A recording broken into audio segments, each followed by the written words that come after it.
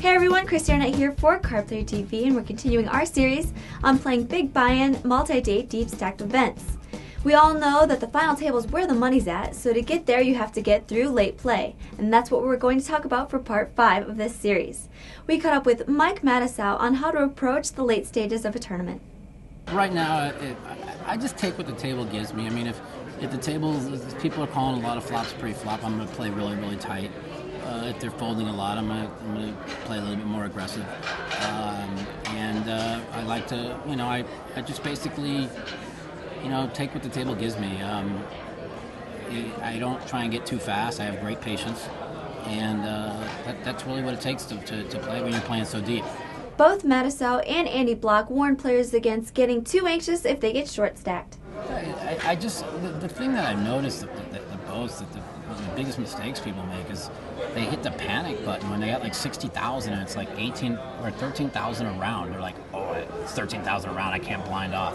Well, the thing is, you could fold for 18 straight hands and now you have 34,000, okay? And you could fold another round. Now you have 25,000. Well, guess what? When you're in late position, you move in 25,000 into a 3 and 6,000 blind, you're still going to be able to pick up the blinds.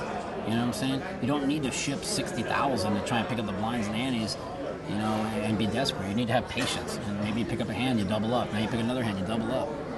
That's what you need in this thing. You need to be patient.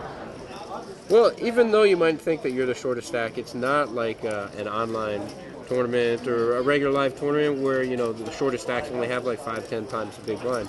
Right now, I'm going to be probably one of the shortest stacks, and I'm actually going to have pretty close to 10 times the big blind. But up until this point, with 200,000, I've had enough that I can be fairly patient, and I can wait for good situations and good hands to come my way, not really worried about getting blinded out of the tournament.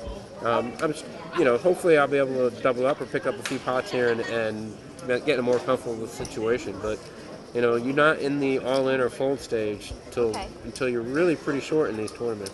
Okay. On the other hand, Luke Staudenmaier says that one of the biggest mistakes players can make is playing too tight in the late stages, and also stresses the importance of resealing. Probably I'd have to say their all-in ranges pre-flop are just usually too tight, or they're not calling all-ins loose enough. I think they're afraid to go bust, so chances are they're not going to be playing as loose as they should. I think resealing's pretty important, since some people will still raise just too much when it's not profitable. They'll raise with a 250,000 chip stack at 5,000, 10,000 and full to a raise whenever they know before they even raise it they're not going to call a re-raise. So their range is just too wide to be profitable.